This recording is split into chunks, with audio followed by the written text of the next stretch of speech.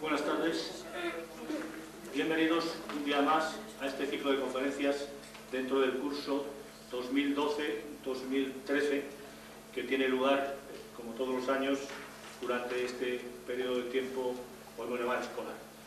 Les agradezco especialmente que un día como hoy, que no es precisamente el mejor climatológicamente hablando, estén ustedes aquí, lo cual es una satisfacción por un doble motivo. Primero, que están interesados verdaderamente por estos temas, y segundo, que el tema especialmente de hoy merece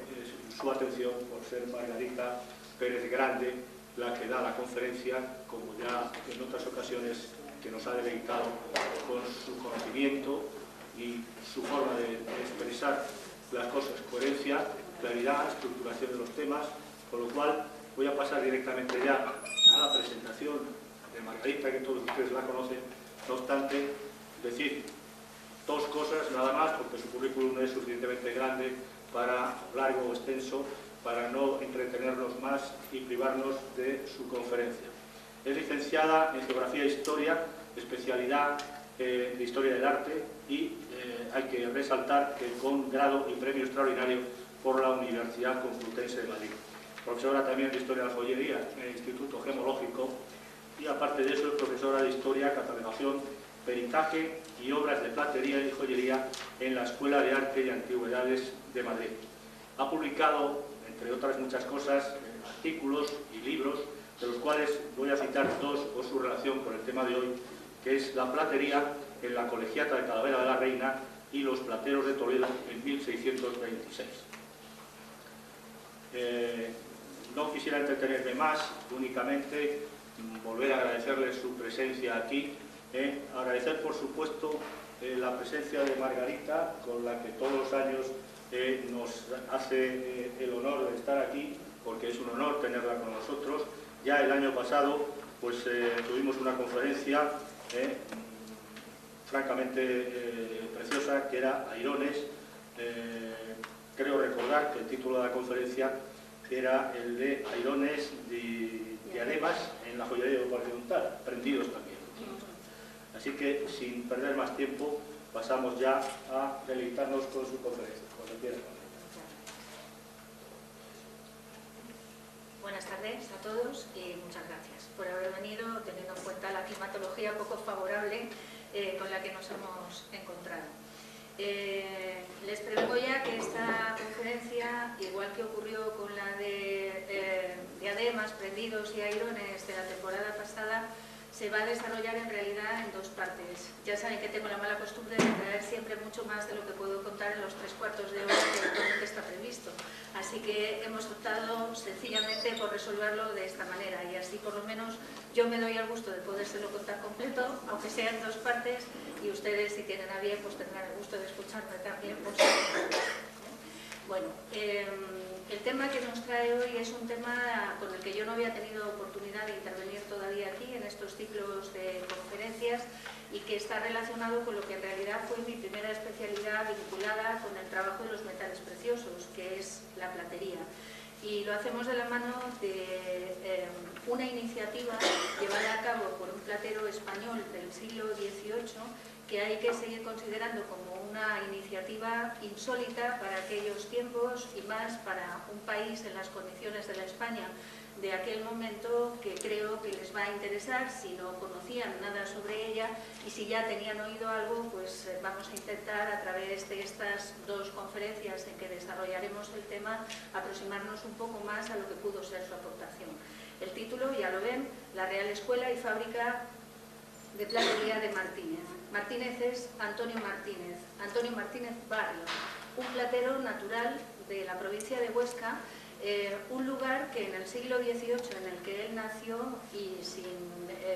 despreciarlo en absoluto, pero tenía más bien un carácter secundario desde el punto de vista de las manifestaciones artísticas y de la propia producción de platería en sí misma. Si Martínez Barrio hubiera decidido quedarse en su Huesca natal, probablemente ahora no estaríamos hablando de él. Habría sido uno más de los plateros que trabajan en provincias, y que en este sentido podría haber alcanzado incluso éxito dentro de su momento, pero quizá no habría tenido la trascendencia que para nosotros tiene ahora en la actualidad. Él es uno de estos personajes quizá muy propios del genio español, algo quijotesco también en este sentido, pero a veces, sobre todo en estos tiempos que ahora vivimos en la actualidad, estamos un poco necesitados de este genio que parece que está demasiado escondido en el momento. Y en aquella ocasión Antonio Martínez representaba un poco esta manera, esta mentalidad propiamente hispana, de alguien que tiene unas cualidades que podemos considerar geniales y decide no quedarse sin más en su casa, sino intentar proyectarlas a lo más alto posible. La iniciativa de Martínez empieza por la forma en que orientó su propia formación, porque él era hijo de platero, con su padre debió aprender el oficio, siguiendo la costumbre habitual, pero no se conformó simplemente con aprender los rudimentos del oficio desde el punto de vista del tratamiento de los materiales o del conocimiento de las técnicas principales para trabajarlos, sino que luego además se proyectó también en paralelo hacia la posibilidad de adquirir una formación de carácter artístico que le lleva a buscar, por ejemplo, las enseñanzas de un pintor como José Luzán en la ciudad de Zaragoza, a donde se desplaza para poder recibir clases, suponemos, no solo de pintura, sino sobre todo y fundamentalmente seguro de dibujo, pero también de composición, conocimientos que en todo caso, llevada ya a la vida de platero, le serían muy útiles, sobre todo para el tratamiento de los motivos figurativos y ornamentales, pero incluso también para la propia concepción general del diseño de las piezas que debía realizar en el futuro. Este pintor, José Luzán, es uno de estos personajes vinculados con el mundo artístico que probablemente tampoco por sí mismo habría pasado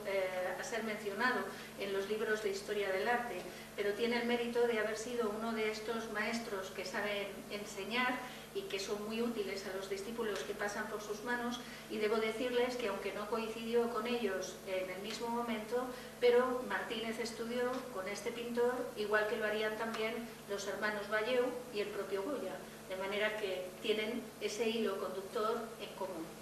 Martínez seguiría progresando en este mismo sentido, y el siguiente dato nos lo sitúa ya en Madrid como discípulo recién recibido de la Real Academia de Bellas Artes. Tiene 19 años cuando llega a Madrid, para que se hagan una idea. Y no va a un taller de platero, sino que sigue la trayectoria artística buscando una formación que le consolide también en ese sentido. Después de esa primera noticia que tenemos de él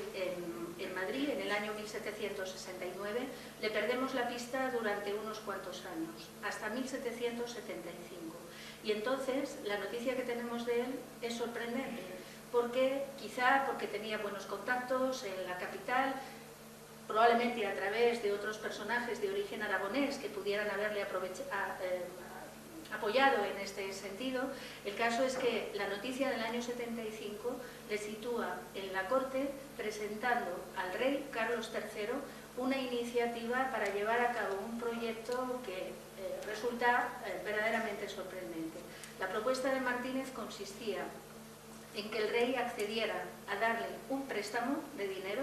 para poder desplazarse durante unos meses a París y a Londres, con la intención de contratarse allí en los obradores de platería más afamados o más pujantes y poder aprender así de primera mano cuantas novedades a nivel de materiales, de técnicas y sobre todo algo que se le daba mucha importancia, de construcción de nuevas máquinas aplicadas precisamente a los procesos de platería, se hubieran producido ya en esos dos centros que en la época pasaban por ser las dos capitales que se encontraban en la vanguardia del incipiente desarrollo industrial. Martínez le presenta ese proyecto no solo para que le facilite ese aprendizaje a él mismo, sino con el compromiso de que luego, cuando regresara a España, se pondrían en práctica todos esos conocimientos, difundiéndolos de cara a los nuevos aprendices que quisieran incorporarse al oficio de platero aquí mismo, en España, a través de una escuela de platería que él mismo se encargaría de fundar y de dirigir, y que sería justamente el centro neurálgico en el que se intentaría modernizar todo lo que era la base fundamental de la profesión aquí en España. Martínez tuvo la suerte de encontrarse con un monarca que probablemente ha pasado en nuestra historia por ser uno de los monarcas más comprometidos con el progreso y el desarrollo del reino. Se trataba de Carlos III, representante históricamente de lo que habitualmente se conoce como despotismo ilustrado, es decir, ejerciendo un poder político fuerte y absoluto, sin discusión, tal y como habían hecho sus ancestros. Sin embargo, está fuertemente influenciado también por las ideas renovadoras de la Ilustración, lo que abre su mente de una forma más razonable y eso le permite entender mejor este tipo de iniciativas insólitas como la que Martínez le planteaba. Por tanto, el rey acepta la oferta que Martínez le hace, le da 20.000 reales de vellón de préstamo para que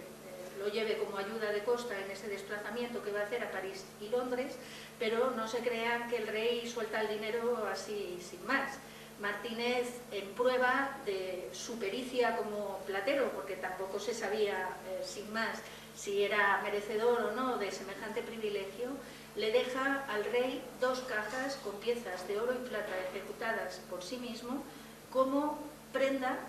en razón del préstamo en dinero que el rey le va a dar y también como demostración de lo que puede ser capaz de hacer ya por sí mismo como platero. Así que, bajo estas circunstancias y acompañado no solo del dinero sino de cartas de recomendación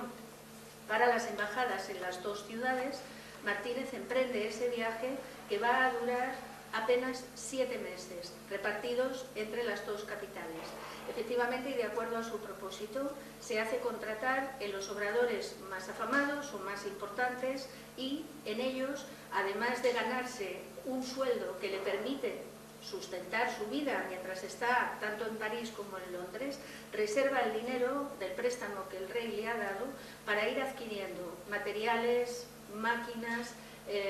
herramientas, dibujos, materiales de modelos en escayola, etcétera, para luego retornar con todo eso a Madrid cuando se produzca su regreso. Pero al mismo tiempo el dinero del rey se queda pequeño, así que Martínez acaba teniendo que poner parte de su propio dinero para seguir haciendo todas esas adquisiciones. Y toda esa información que se recopila dentro de los talleres, ni más ni menos que es espionaje industrial. En el informe que se le presenta al rey se relata cómo Martínez obviamente cumplía con el horario laboral que tuviera asignado y con las tareas que le encargaban, pero a ratos perdidos y a escondidas de otros trabajadores y sobre todo del propio director del taller, se dedicaba a sacar croquis, a tomar todo tipo de apuntes para ir recopilando esa información y hacerse con todo el grueso que le parecía necesario en ese sentido. Cuando finalmente retornó a Madrid, se presentó informe detallado al rey de todo lo que se había producido, de todas las cosas que se habían traído y naturalmente de la cuenta de gastos en la que Martínez había incurrido más allá del préstamo que el propio rey le había dado. Hay que decir que el informe fue muy favorable por parte de los intendentes que el rey había nombrado y que tenían que opinar sobre el asunto, de tal manera que no solamente se le dieron a Martínez todos los parabienes habidos y por haber, sino que se le pagaron religiosamente los gastos en exceso que había ejecutado a su costa y se emprendió ya el proceso de lo que había sido el fin de toda esta aventura, que era la fundación de una escuela en la que aprenderían a partir de ese momento muchachos que debían estar becados, pensionados por algún particular o por alguna institución a fin de que quedaran cubiertas sus necesidades mientras realizaban ese periodo de aprendizaje, que de acuerdo a la valía de cada uno de los aspirantes podía oscilar por término medio entre 4 o 5 años de dedicación dentro de la escuela. Los estatutos de la escuela que se fundó eran extraordinariamente modernos también en sus planteamientos. No es ahora el momento de entretenerse en todos sus puntos, pero hay publicaciones que se han realizado en los últimos años donde se da cuenta puntual de todos esos procesos y merece la pena que en un momento determinado, si están interesados en el tema, puedan acceder a esa bibliografía y ver con exactitud cuáles eran propósitos. Simplemente les diré una de las cuestiones que era más novedosa, y es que estaba previsto que dentro del plantel de aprendices que se incorporara a la escuela a aprender en ella los conocimientos necesarios, se incluyeran también mujeres, a las que se consideraban muy hábiles para ciertas labores. En algunas hay que decir que quizá por la tradición de estar todo el día con el trapo en casa limpiando, porque se las consideraba muy útiles para las labores de pulido y abrillantado de las piezas, pero también se las consideraba muy apropiadas para el trabajo específico de esmalte, considerado como una de las especialidades de mayor complejidad dentro de lo que es la facultad del platero de oro, que es el que de forma más corriente lo iba a utilizar luego en la realización de sus piezas, y ahí se pensaba que las mujeres tenían una habilidad especial para ejecutar ese tipo de trabajo. Hay que decir que incluso se preveía dotarles con una pequeña cantidad económica que incentivara el que las familias dejaran a sus hijas acceder a la escuela para iniciarse en la profesión. Y a pesar de esas facilidades, hay que decir que, sin embargo, Martínez iba mucho más deprisa en sus ideas que lo que la mentalidad española estaba preparada para recibir. De manera que no tenemos noticia de que finalmente en toda la historia de la escuela hubiera alguna vez alguna mujer que se dedicara a aprender la profesión dentro de su ámbito. Así que todo quedó reservado, como era costumbre, a los hombres. Esta idea de la escuela de Martínez habría sido una iniciativa que, más allá de la propia preocupación de Martínez y de sus sucesores, habría necesitado de un apoyo institucional mucho más amplio del que seguramente tuvo. No tanto por lo que era el poder central, que generalmente le trató bien, al contrario, procuró ayudarle bastante, incluso en situaciones a veces críticas en las que el establecimiento pasó por dificultades económicas, pero sí en cuanto a la implicación, por ejemplo, de los gobiernos provinciales, que habrían sido los encargados principales de haber pensionado a los aprendices que estaban en su ámbito para que pudieran desplazarse a Madrid y poder aprender en la escuela. En este caso hay que decir que prácticamente, según las noticias que se tienen, la procedencia de los aprendices está fundamentalmente basada en gente que vive en Madrid o aledaños, o que se ha desplazado desde su propia provincia a su costa para poder aprender en la escuela, o bien, en otros casos, gobiernos provinciales que proceden de las zonas que en ese momento se encontraban también en un incipiente desarrollo industrial, como puede ser el área del País Vasco o de Cataluña, que son los únicos que se implicaron económicamente para pensionar a los muchachos que tuvieron la iniciativa de venir a aprender a la escuela a Madrid. Pero no hubo una reacción generalizada, que era a lo que se aspiraba una vez que el proyecto echó a andar. Con todo, la escuela, convertida posteriormente también en Real Fábrica, y gracias a eso, con un mejor sustento de índole económica para su propia supervivencia, logró mantenerse hasta 1866-67, en un final ya un poco agónico, hay que decirlo, pero después de haber vivido momentos de un gran esplendor que corresponden sobre todo a la etapa del siglo XIX, los años 30-40 de ese siglo, que es el momento álgido de todo lo que esta institución pudo aportar. Bien, este es más o menos el marco de referencia hacia el que nos acercamos. Este es Antonio Martínez. La foto que les enseño está en blanco y negro porque el retrato sobre el que está sacada, un original del siglo XVIII, como ven, pintado por Francisco Bayeu, se encuentra actualmente en paradero desconocido. La última noticia que se tenía de él era de comienzos del siglo XX, en manos de los descendientes de Martínez, pero a partir de herencias y sucesiones, la obra se perdió la pista y ahora mismo se desconoce por completo dónde puede encontrarse. Como ven, la apariencia de Martínez es como la de un cortesano de la época, con su peluca empolvada, bien vestido y trajeado, incluso hasta con esta pose que estaba de moda en la época y que se aplica habitualmente a los retratos de los altos personajes de la corte, con la mano entremetida en la abertura del chaleco, como pueden ver en este caso. Aquí tienen la portada de la Real Cédula que se publicó dando cuenta de la institución de la Escuela de Platería que dirigiría Antonio Martínez y que, entre otras cosas, le otorgaba a él, al director, el privilegio de que todos aquellos aprendices que iban a aprender en la escuela podían ser examinados dentro de la escuela y el propio Martínez darles la aprobación.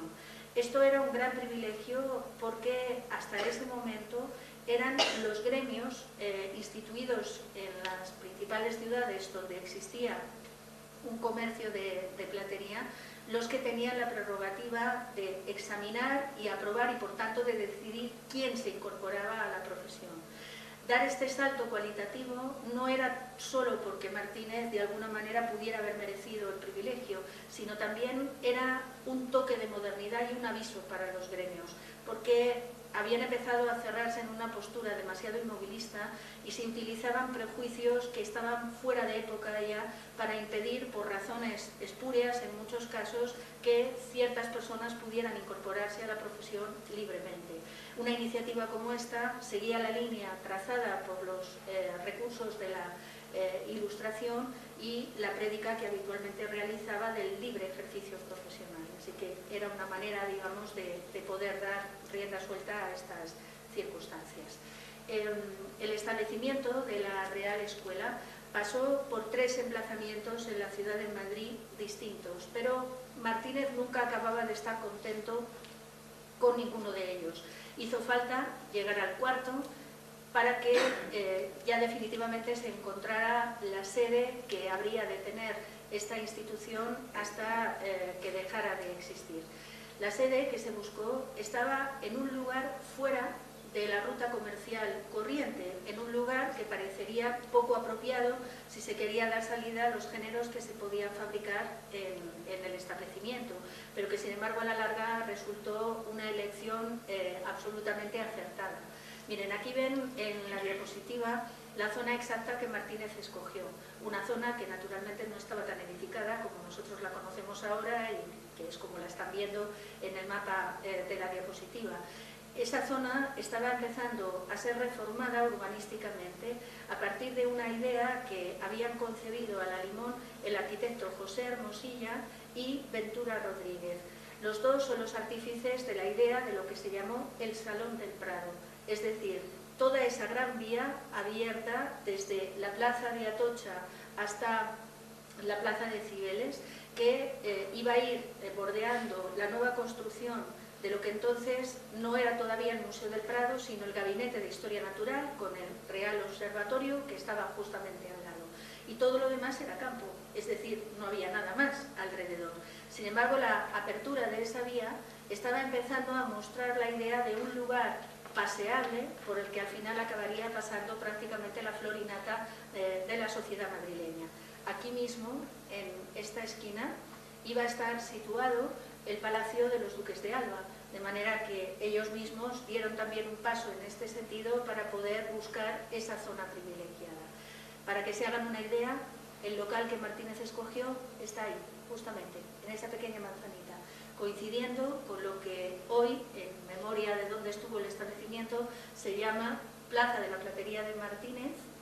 y señala la situación que tuvo justamente este edificio.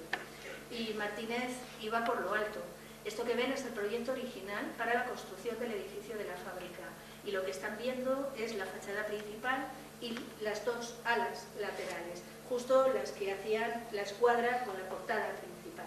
El diseño del mismo año 1792 es, como ven, de Francisco Rivas, que en ese momento trabajaba como aparejador en las obras todavía no terminadas del Palacio de Oriente en Madrid. Así que recurre a personajes importantes que están vinculados con el mundo cortesano. Y efectivamente ya ven que tiene recursos económicos para llevar a cabo una edificación de esta envergadura. Ahí lo ven en un grabado, cómo quedó la fachada terminada. Como ven, guardaba una sintonía perfecta desde el punto de vista estético con lo que era el entorno artístico que tenía justamente enfrente, al otro lado del Paseo del Prado, en la estructura del museo y del Real Jardín Botánico. Esto que ven es una fotografía sacada de la maqueta de la ciudad de Madrid que se conserva en el Museo de Historia de Madrid, ya saben, el que antes llamábamos municipal y que ahora ya se llama Museo de Historia de Madrid, de León Gil de Palacio, que se hizo en 1830. Es una maqueta enorme que seguro que han visto y extraordinariamente precisa en lo que era el urbanismo de la ciudad de Madrid justamente en esa época. Ahí pueden ver la zona donde se levantaba la fachada, abierta a la plaza trapezoidal, igual que la que nosotros tenemos ahora, y todas estas edificaciones que ven detrás de ella son las edificaciones que se fueron haciendo progresivamente, todas ellas propiedad de Martínez y de su familia. Miren, este es el plano, por si alguien no lo recordaba, el de la maqueta de Madrid, que está en el Museo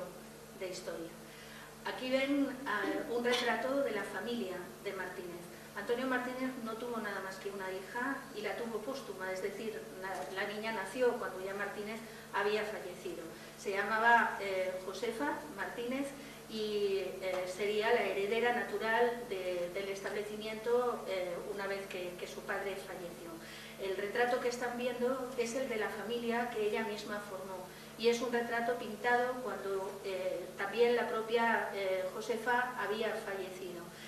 A la derecha tienen a su marido, don Pablo Cabrero, que era coronel y que sería quien se haría cargo de la dirección de la fábrica, y el resto son los hijos y unas sobrinas y primas que aparecen incluidas también. El matrimonio tuvo 3 hijas. Paulina, la mayor, sería la que finalmente terminaría siendo la directora también de la fábrica hasta su extinción, a pesar de que había un niño en la familia que habría sido el destinatario por pura costumbre de que ese final le hubiera correspondido, pero el joven Pablo Cabrero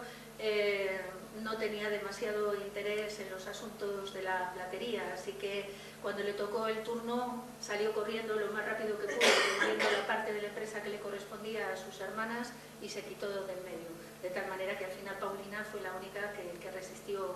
al frente de ella. Sobre esas construcciones iniciales del edificio de la fábrica, dentro del siglo XIX, cuando Pablo Cabrero estaba ya al frente de su dirección, en el año 1835, se hicieron toda una serie de reformas en la zona de la calle de la Alameda para construir un nuevo ala perfectamente reformada en esa parte, que iba a destinarse a usos diferenciados de la fábrica y que nos hablan de el poderío económico que en ese momento la familia Martínez tenía, porque una parte del local se va a alquilar al Teatro de la Cruz, que estaba aledaño, para que lo utilice como almacén, pero hay otra zona a la que se le va a dar un destino que va a tener también una proyección muy importante dentro de la vida madrileña. En ella se va a instalar el primer diorama que hubo en España y en consecuencia en la ciudad de Madrid. Una novedad absoluta que acababa de ser inventada en París por Daguerre, el de los daguerrotipos, y que estaba haciendo furor dentro de la vida madrileña. Esto que ven es la planta total del edificio después de esa última reforma. Todo esto, tenía una superficie de más de 5.000 metros cuadrados a la redonda, para que se hagan una idea. Esta parte de aquí que les señalo es la zona dedicada al diorama. Allí, cuando el público entraba, lo que se encontraba era una reproducción de algunas de las estancias más importantes del monasterio del Escorial. El altar mayor, el Panteón Real, etc. Había toda una serie de palcos, como en un teatro, por el que el público deambulaba y podía ir contemplando las imágenes que allí se presentaban, como si se tratase realmente de imágenes vivas, ¿no? Esta parte de aquí que ven, la más grande, es la zona destinada a la fábrica con todas sus dependencias, desde los talleres a las oficinas. Esta parte de aquí es la fachada principal que han visto antes, y esta zona que ven de un color anaranjado es la zona que ocupa la residencia privada de la familia Martínez, y toda esta parte de aquí es el patio que tenían aledaño a su vivienda y que usaban también de forma privada. Así que estaba todo en uno, incluido dentro de la misma manzana de casas, la 261 de esa zona en esa época. Esta es una tarjeta comercial de la Real Fábrica que muestra otra vez la vista de la fachada. Ven el pie de foto por curiosidad, porque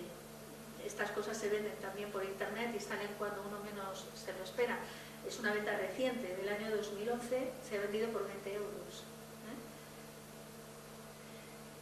Esta es la última imagen que tenemos de la fachada principal de la fábrica antes de su demolición definitiva. Es un dibujo coloreado realizado por Castro Fernández Show. Él es el arquitecto del Coliseo de la Gran Vía, para que lo relacionen. Y el dibujo que están viendo se sacó muy poco antes de que la fachada fuera definitivamente demolida en 1920. Aquí pueden verla todavía, han desaparecido ya los remates de las cornisas que tenía originalmente, y ahí la ven apuntalada, incluso cercada, pero fíjense que ya solo quedaba la fachada, porque el resto de la edificación se había demolido y se había construido otros edificios en su lugar, como pueden ver en la parte de atrás. De hecho, el proyecto original, valorando el sentido artístico de la fachada, se había planteado el conservarla y utilizarla aquí en Madrid para portada de un museo dedicado a Goya en la zona de San Antonio de la Florida. Luego ese proyecto fracasó y finalmente la fachada fue vendida al mejor postor en Valencia y nunca más se supo de ella, una vez que se desmontaron todas sus partes. En su lugar, en el solar que quedó libre, se construyó el Hotel Savoy, que es el edificio que podemos ver todos ahora, que ya no sirve como hotel, sino como vivienda particular. Aquí lo están viendo desde el Paseo del Prado, para que se hagan una idea de lo que era la superficie original de la fachada de la fábrica, y esta es visto desde la plaza de Martínez, con la calle de la Alameda, que queda justamente a la izquierda, donde estaba a la derecha, perdón, donde estaba el diorama. En la plaza de Martínez, además del nombre que lo recuerda, se instaló en 2001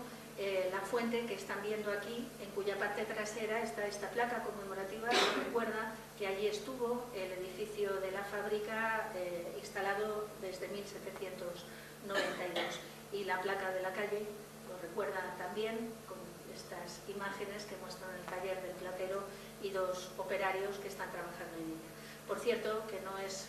demasiado distante de la imagen que pueden ver en esta ilustración, que es una de las que aparece incluida en la enciclopedia de Diderot y d'Alembert, donde, como bien saben,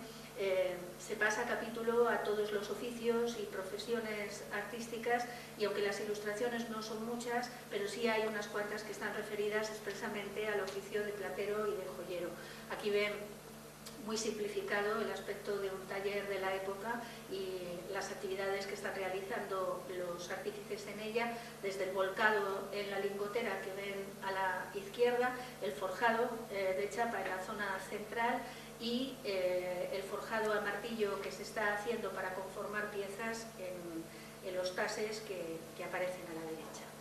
Les decía que una de las cosas más importantes que había motivado el viaje de Martínez a París y Londres era la posibilidad de conocer de primera mano las novedades técnicas. Estamos justo en pleno despegue industrial. Las máquinas están haciendo su aparición de una manera sistemática y cada vez más insistente, y se ven en cierta manera con buenos ojos, porque realmente muchas de ellas comienzan a facilitar significativamente procesos de toda la vida que exigían no solo un tiempo bastante largo en la producción, sino también el propio esfuerzo físico del artífice. Y ahora, gracias a la máquina, se puede aliviar cualquiera de esos dos propósitos. Uno de ellos, una de esas máquinas, era la laminadora, que todavía se movía con el esfuerzo del brazo humano, pero que permitía, digamos, un trabajo mucho más relajado que el viejo de batir a martillo la chapa hasta reducirla al grosor necesario y obtener la extensión o la longitud de chapa que era necesaria para el trabajo que se iba a realizar. Esta, que es la que aparece ilustrada en la enciclopedia, todavía tiene los rodillos tallados en madera, probablemente madera de nogal, que es la más utilizada para este tipo de elementos. Las de rodillos de acero hay que retrasarlas ya al siglo XIX. Martínez no pudo conocerlas y hay que reservarlas para esta época. Esto sigue el principio. ¿Se acuerdan de aquellas viejas lavadoras que tenían también unos rodillos por los que se metía la ropa para escurrirla? Pues imagínense que es un principio parecido. El metal se introduce a través de los cilindros que rectifican en cada pasada la distancia que queda entre ellos, de tal manera que la chapa succionada por los cilindros va reduciendo su grosor y se va estirando al mismo tiempo, aprovechando la propia propiedad de los metales. Otro de los ingenios mecánicos que también se había desarrollado significativamente y había saltado del campo de la acuñación de moneda, que es donde tuvo su primera aplicación, al campo propio también de la platería y de la joyería, es la prensa de balancín o de volante en otras ocasiones. Les he traído de nuevo la ilustración de la enciclopedia en la misma época y ya ven que está aplicado a la acuñación de moneda, pero me importa la máquina para que se hagan una idea de en qué consiste, porque en este principio se van a apoyar de ahora en adelante todas las prensas de estampación que se van a utilizar en los talleres de platería y de joyería hasta nuestros días, descargando también significativamente el proceso a este respecto en una de las técnicas que es una de las más antiguas utilizadas en el trabajo de los metales, dado que tenemos ya vestigios de piezas trabajadas por estampación que corresponden al segundo milenio antes de Cristo, con troqueles naturalmente hechos en materiales más débiles que los troqueles de acero templado, que también a partir del siglo XIX comenzaron a usarse en relación con estas máquinas, como estos que ven aquí, de la antigua fábrica de Espuñes. Los que ven son todos ejemplos de piezas de juguetería, como pueden ver, un tipo de objeto ideal para poder ser fabricado con este procedimiento que admite la seriación y que de esa manera facilita enormemente el trabajo.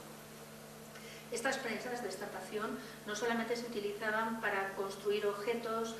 fabricar seriadamente motivos decorativos, sino que también se fabricaron prensas de estampación mixtas, es decir, en el mismo impacto de la prensa a la vez se estampaba y se abría un corte de calado, aliviando también esta tarea que era una de las más delicadas y farragosas que se podían hacer en la ornamentación de las piezas. El ejemplo que ven es una pieza, en este caso inglesa, porque habían sido los ingleses los que habían puesto en marcha este tipo de maquinaria que Martínez debió conocer y traer, porque muchas de las piezas iniciales que se realizan en la fábrica incluyen justamente la aplicación de este procedimiento. Otra de las máquinas que también estaba en pleno desarrollo era el torno y sus diversas aplicaciones. En este caso, en la ilustración que aparece incluida en la enciclopedia de Diderot y d'Alembert, el torno que se ve es un torno de moletear, pero los había también de entallado, que sirven para fabricar piezas, mientras que los de moletear son para realizar cenefas de piezas.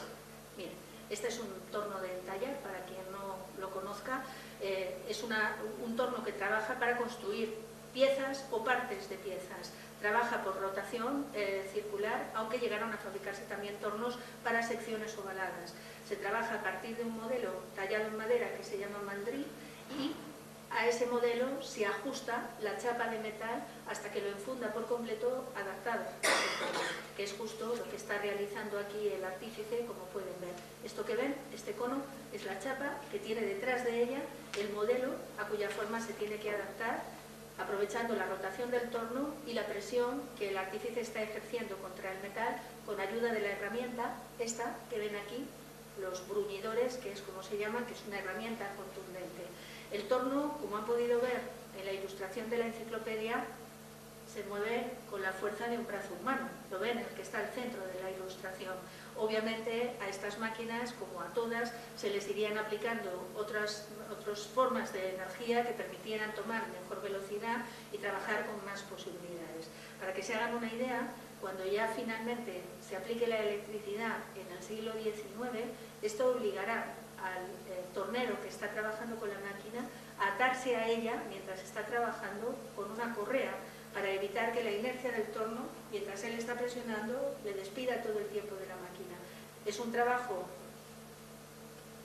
para algunos despreciable por lo de la máquina, pero creo que despreciable solo hasta que se ve la labor en vivo, y entonces uno se da cuenta de que o sabes hacerlo o no hay nada que hacer. Y el problema es que los profesionales actuales están temblando porque detrás de ellos no viene nadie.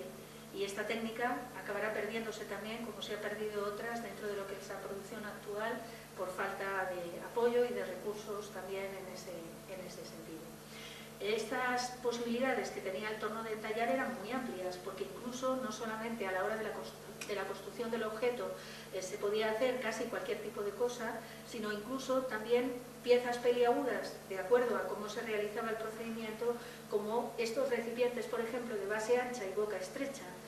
En circunstancias normales, una vez que se hubiera producido el ajuste de chapa, el problema era cómo sacar el modelo desde el interior. En estos casos lo que se hacía era fabricar mandriles compuestos como si fueran las piezas de un rompecabezas, que ensamblaban entre sí de tal manera que juntas componían la pieza entera, y cuando ya se había hecho el ajuste de chapa completo, bastaba con dar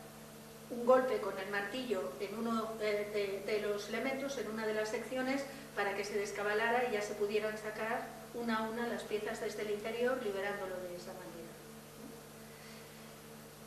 También existía este tipo de torno, especialmente útil para piezas como por ejemplo las que se destinaban a la confección de piezas de vajilla, todo tipo de platos, de todas las medidas y de todas las formas, solo que el torno en este caso tiene una presentación de molde distinta. El mandril es abierto, como pueden ver, en él está excavada la silueta del plato y como ven puede tener más de una medida, de tal manera que el mismo modelo es aprovechable de distinta manera. Si se fijan en el contorno del plato, es uno de estos como el que ven aquí, el típico modelo utilizado en el rococó del siglo XVIII, según el modelo francés, que es de donde había venido y que es justo la procedencia del que está viendo en este caso. Para que se hagan una idea, en este torno, en el que se fabricaban platos como este, la herramienta entra desde el frente, es decir, esto que ven es donde está situada la nariz del torno, que se desplaza a través de esta ranura que ven en esta zona para situarse justo en el centro de la chapa de metal que se va a trabajar, presionando la nariz del torno sobre ella, lo que deja un punto en el centro, rehundido,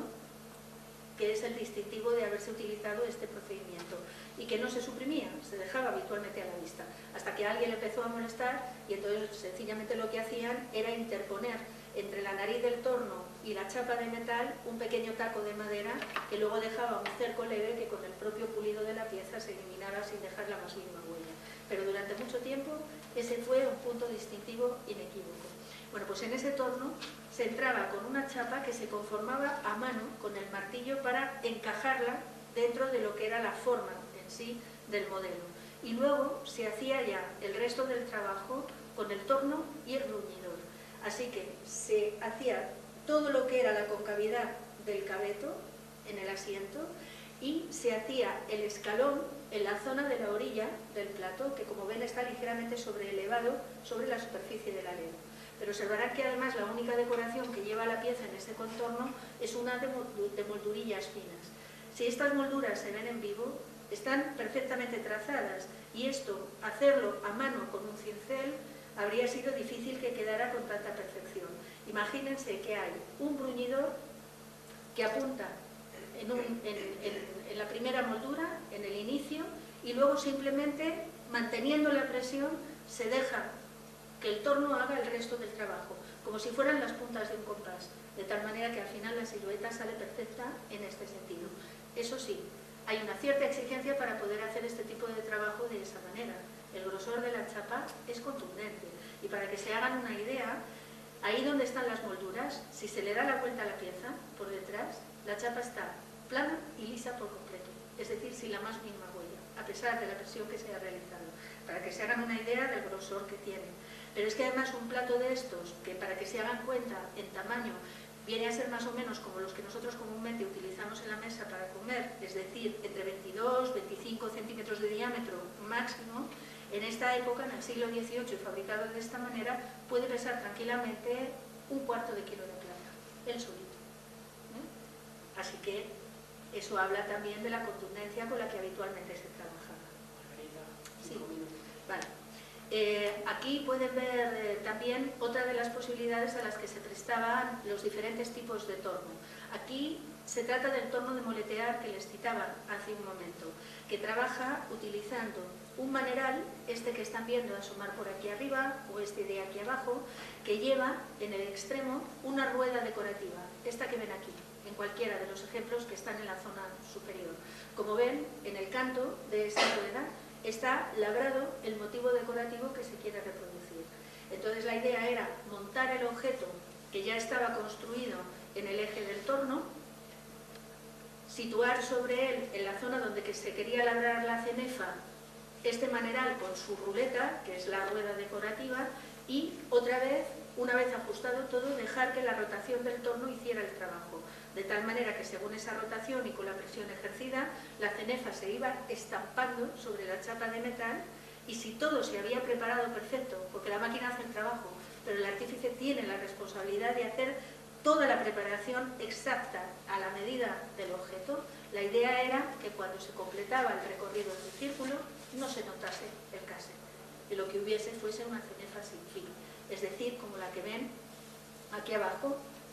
labrada en el borde de un objeto y al lado la ruleta con la que se ha producido. Otro de los tipos de torno que se llaman también en esta época como una de las novedades más interesantes es el que nosotros, traduciéndolo al castellano desde el francés, llamaríamos torno de guilloquear. En época de Martínez, entre la documentación que él trae, se menciona un torno para hacer aguas, y es bastante probable que sea el nombre que él utiliza para referirse a este tipo de máquina. Miren, aquí ven un torno del siglo XVIII, de los que se han conservado. La pieza está en Versalles, en este caso, y perteneció al conde de Artois. Ya saben que algunos de los nobles tienen especiales aficiones a todos estos asuntos de las profesiones manuales y demás, pero también están en esta época especialmente interesados por todas estas novedades desde el punto de vista de la maquinaria. La verdad es que el objeto es precioso y además está muy bien conservado, porque más allá del banco de madera, luego todas las guarniciones que tienen, aquí ven el eje, están ellas mismas decoradas utilizando el propio torno, para que el mismo sirva de muestrario en este sentido. Este tiene una de las disposiciones en movimiento posibles. Ahí ven otro, a la izquierda, el inventado por Märklin, que fue luego, a lo largo del XIX, probablemente el más utilizado. Tiene el mismo principio, muy parecido en movimiento al que tenían las viejas máquinas de coser. Ven que tiene un pedal con el que se inicia justamente el movimiento y la rueda de volante que queda en un costado para mantener la inercia durante un tiempo mientras está trabajando. Esta máquina estaba provista de un buril o un juego de buriles, cuyo trabajo consistía en ir trazando sobre la pieza el diseño decorativo de la rueda matriz que se insertaba en el torno. La rueda matriz en este caso era única, solo tenía un tamaño. Era el desplazamiento de los buriles el que se escalaba en función del tamaño de la pieza que se iba a trabajar. Y el trabajo se hacía habitualmente, sobre todo trazando rayas, ahora lo van a ver con alguno de los ejemplos, y ya un poco más adelante, cuando la máquina en sí misma evolucione, irá haciendo pequeñas cenefitas decorativas parecidas a aquellos bordados que las chicas sobre todo hacíamos en el colegio cuando éramos pequeñas, los típicos bordaditos de cenefitas menudas, que es con lo que se decoraba. Bueno, aquí ven algunos ejemplos del tipo de trabajo que se puede llegar a realizar, con distintos trazados de líneas que, contrapeadas, crean efectos ópticos en muchas ocasiones que pueden darle una apariencia más vistosa al objeto que está trabajado de esta manera. Esta técnica se aplicó en el 18 y en buena parte del 19, sobre todo en las piezas propias de la labor del platero de oro, que están relacionadas con las tabaqueras, las cajas de rapé, las cajas de colección, etc. Las cajas de relojes de cadenas también son los objetos en los que más fuertemente se utilizó. Pero en el 19 llegaron a estar preparados para decorar piezas de platería completas, como ven en la cafetera que queda a la derecha. Y si se fijan en el detalle de otra pieza que queda a la izquierda, ven el trazado de las rayas y cómo las rayas se van deteniendo antes o después, y al hacerlo van dejando en reserva el motivo decorativo de las flores o de los lunares que van alternando con ellas a lo largo de toda la composición.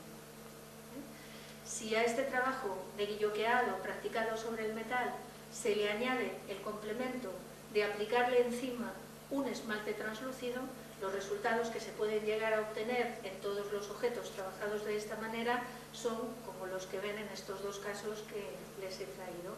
La escribanía de arriba de Cartier o el detalle de la pieza que está en la parte de abajo. Si se dan cuenta, mirando el detalle de abajo sobre todo, parecerá como si la labor que se ha hecho sobre el metal en la pieza fuese haciendo efectivamente como una especie de aguas. ¿Lo ven? Como nombraba el torno Martínez en su propia documentación. Pero es que da la sensación de que hiciera como una especie de horneado.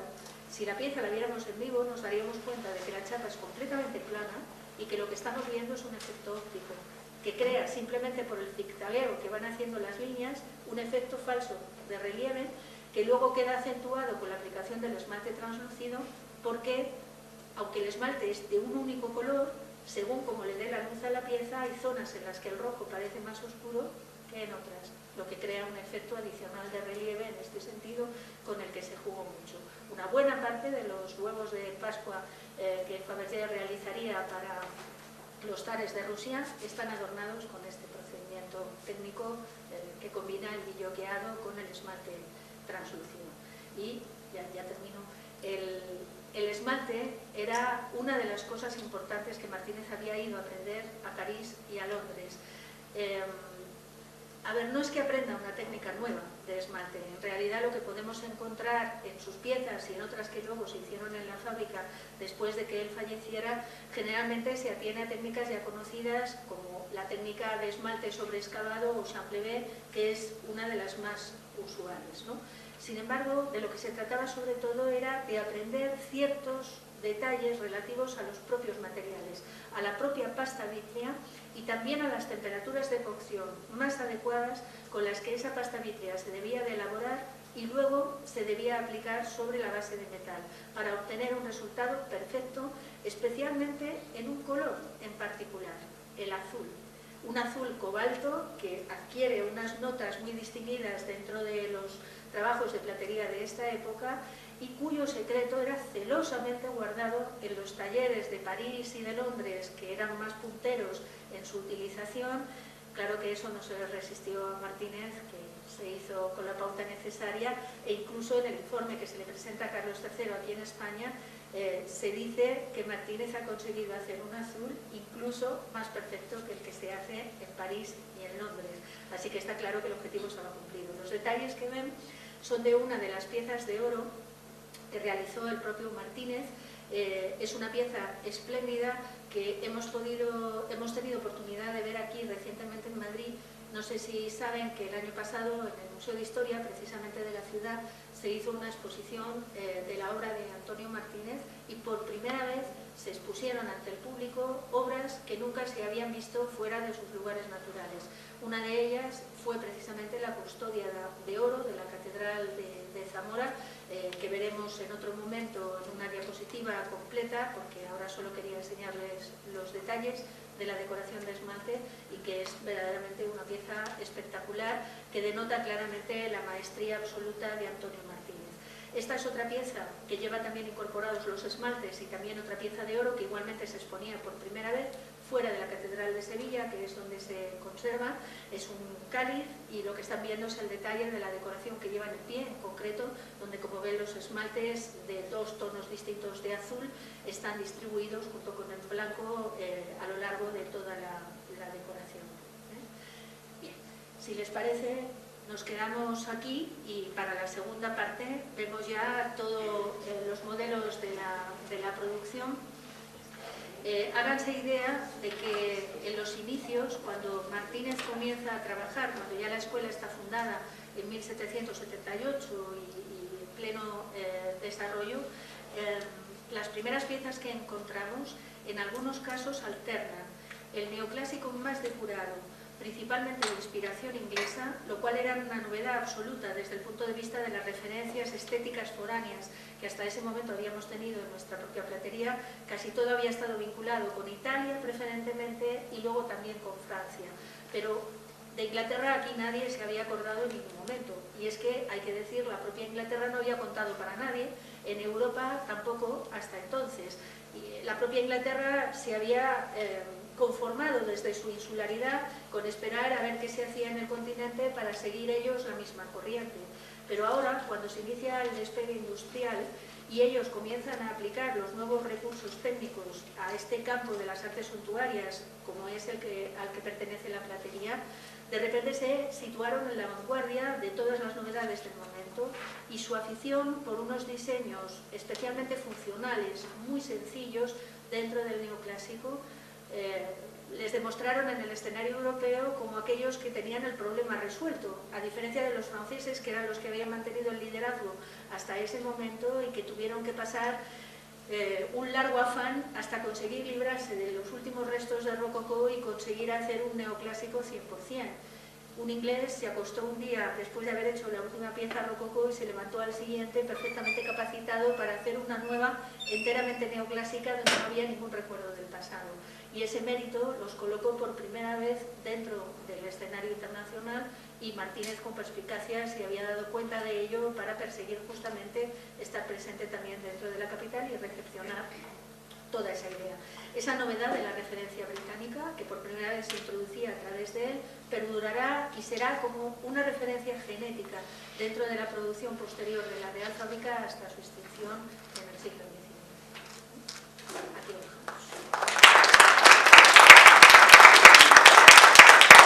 Si tienen alguna pregunta,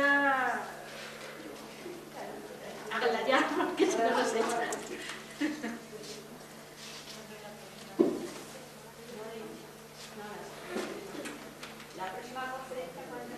Pues tienen que verlo dentro del programa que está establecido.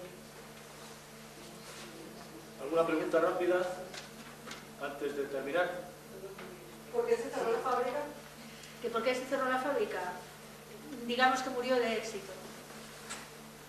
Como les pasa, todo esto son utopías en el fondo. Por eso decía al principio que cuando no existe un apoyo institucional o no hay una infraestructura que la acompañe y que evolucione en paralelo a ella, llega un momento en que al final es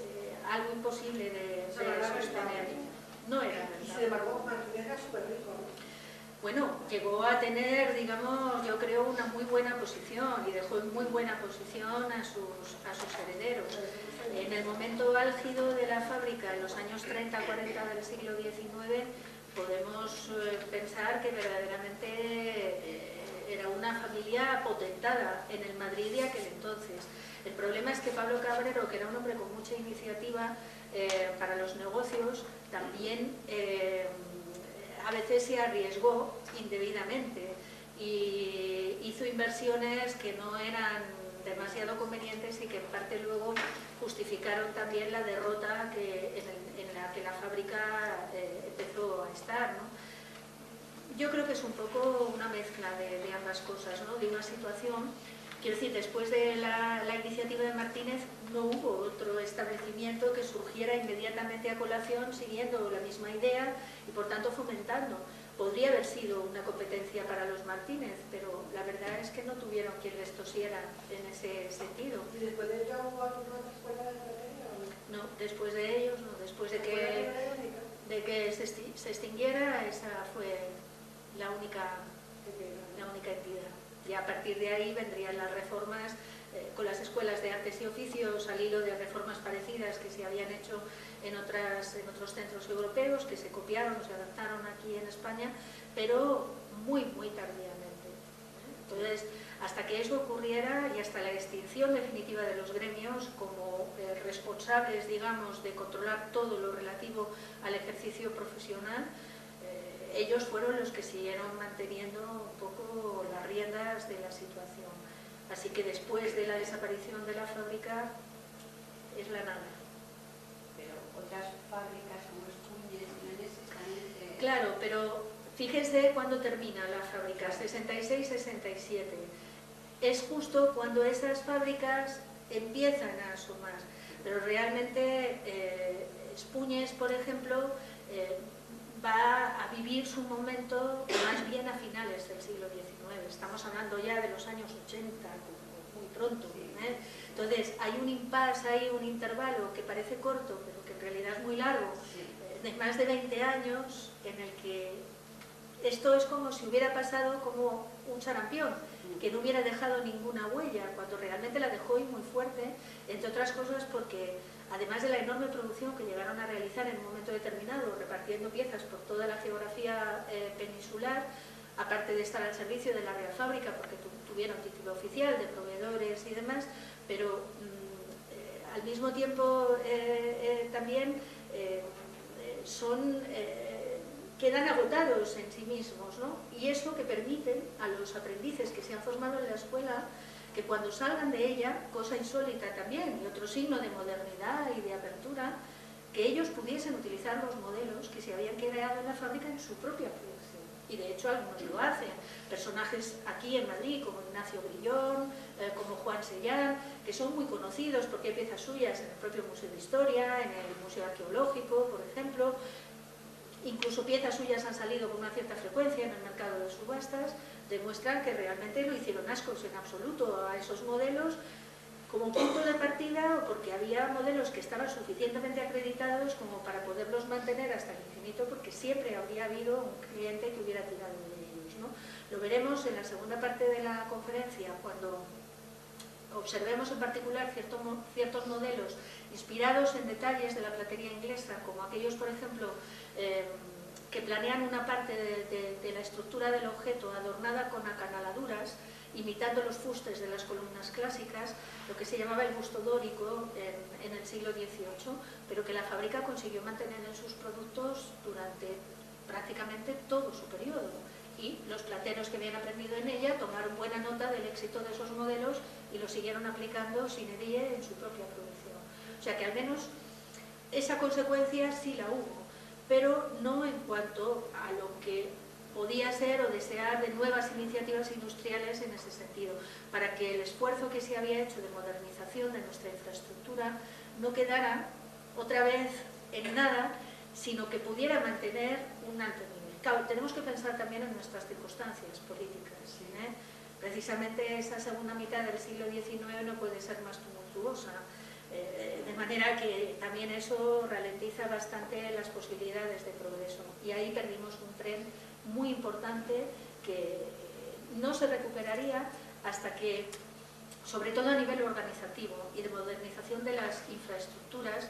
la Segunda República se pusiese manos a la obra intentando reformar todo lo que estaba relacionado con los aspectos industriales. En unas cosas acertó, en otras no, pero en el campo de los metales preciosos en particular tuvo tanta importancia la reforma que se hizo, en la que se invitó a participar incluso a los industriales que estaban en ese momento en la práctica, que conservamos la legislación hasta los años 80 del siglo XX, en que se instituyó la que nosotros tenemos ahora en la actualidad. Es decir, un periodo de vigencia largo para una normativa que, como todo lo que olía a república, durante mucho tiempo podía haber quedado anulado por completo y, sin embargo, quizá porque no había ninguna implicación de índole política o ideológica en esa normativa, pudo sobrevivir sin problema y es una de las más avanzadas de la época comparada con otros centros europeos. Así, de un plumazo. Muy bien, muchas gracias, Margarita. Estaríamos encantados de escucharte toda la noche, pero lamentablemente el tiempo es el que es. Entonces, te agradezco mucho tu conferencia, como no cabía esperar menos, ha sido magnífica. Nos has dado hasta una visión de historia de la ingeniería mecánica, que a mí especialmente me ha gustado mucho, y espero con impaciencia tu segunda parte. Sí que algo se me ha pegado. Bueno, antes de terminar, quiero darles una miscelánea de lo que va a ser la conferencia próxima del martes 6 de noviembre, que será Historia de un diseño, a cargo de Isidoro Hernández, que es un diseñador de joyería, y nos hablará de cómo, a partir de algún material que tenemos en nuestra mano, podemos llegar a un diseño completo a través del pensamiento y de la idea. Espero que sea de su interés y cuento con ustedes el próximo día. Muchas gracias y buenas noches. Gracias.